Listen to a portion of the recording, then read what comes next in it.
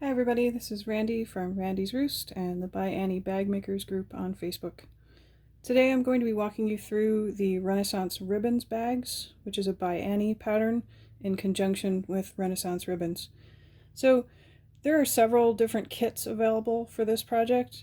The one I'm going to be working on today is the Line Work kit by Tula Pink. And when you buy the pattern from ByAnnie, the instructions are written for making this bag with a velvet border. So this portion that you see at the bottom here, the black background with the colorful flowers, that is a velvet border. But when you get this kit, you are doing that part with quilted fabric instead.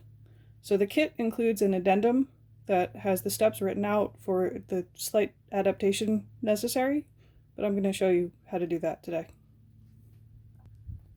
So for the first part of this project, you are going to follow step A in the original ByAnnie pattern, which is cutting the pieces, except you are not going to cut velvet border. So you're going to cut your soft and stable, just as the pattern lists, same size. You are going to cut your lining fabric as stated in the pattern. It should be the same size as the soft and stable.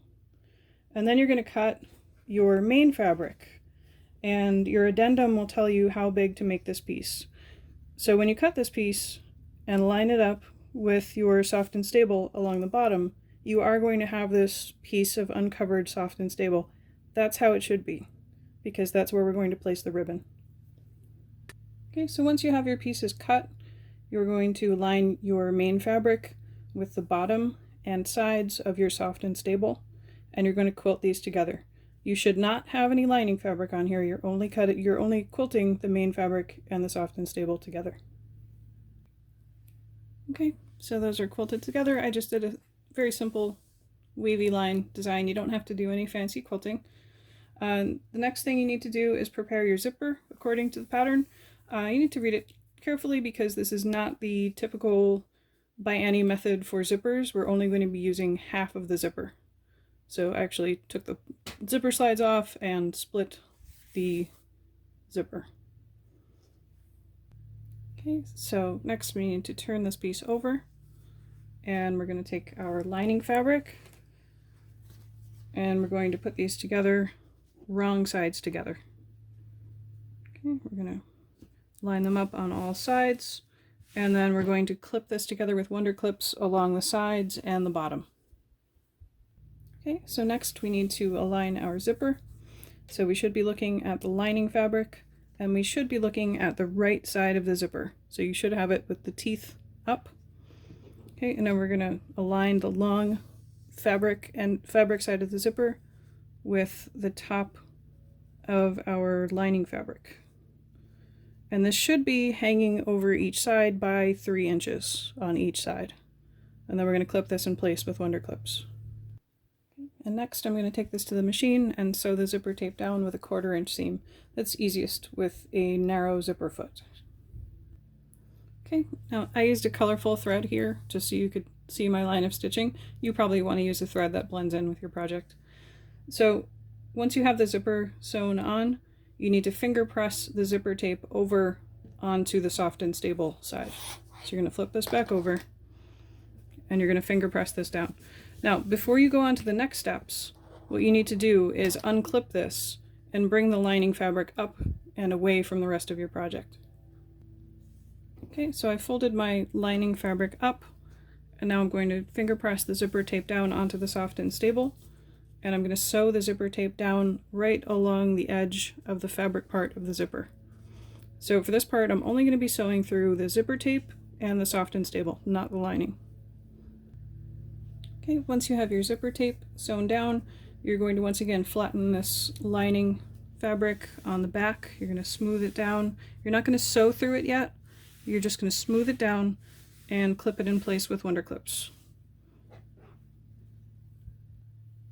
Okay, so the lining is smoothed down on the back and it's clipped in place, and once again we're looking at the front of our project. So now we're going to start applying the ribbons to cover up this space up here. Okay, so first I'm going to be working with the 1.5 inch wide ribbon, and you can use a basting tape to hold this in place. That works really well. And when you align your ribbon, you're going to use the top edge of the ribbon to cover up the line of stitching from attaching the zipper. Okay, so on your zipper you have two lines of stitching. One is from when you first attach the zipper, and one is from where you sewed the zipper tape down onto the soft and stable.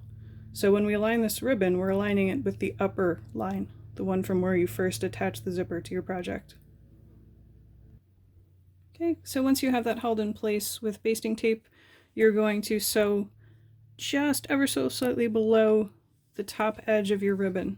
Now when you sew this part, you either want to use a monofilament, which is clear thread, or you want to use thread that blends in with your ribbon. Okay, and we're going to be sewing through all the layers for this line of stitching. We're going to go through all the layers, including the lining.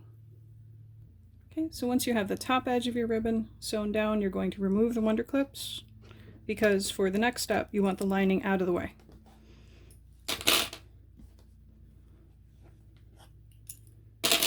Okay, so we're just going to reach back here and move the lining up and out of our way. And then we're going to sew along the bottom edge of our ribbon. And again, you want to use either clear thread or thread that blends in with your ribbon. Okay, so now we're going to line the narrow piece of ribbon with its top edge butting up against the bottom edge of your wide ribbon. Okay, and again, you can hold that in place with basting tape. And the recommended way to sew this part down is with a clear thread and a zigzag stitch. Okay, so you're going to do that for the top and the bottom edge of the narrow ribbon. Okay, once you have that sewn in place, the next thing you need to do is, if you have any soft and stable hanging off the bottom edge of your work, you're going to trim that off. And then you can go ahead and follow the pattern to do the rest of the steps for this project. Okay, so I hope this was helpful. Thank you again to Renaissance Ribbons for providing all the supplies for this project, and we'll see you soon. Bye.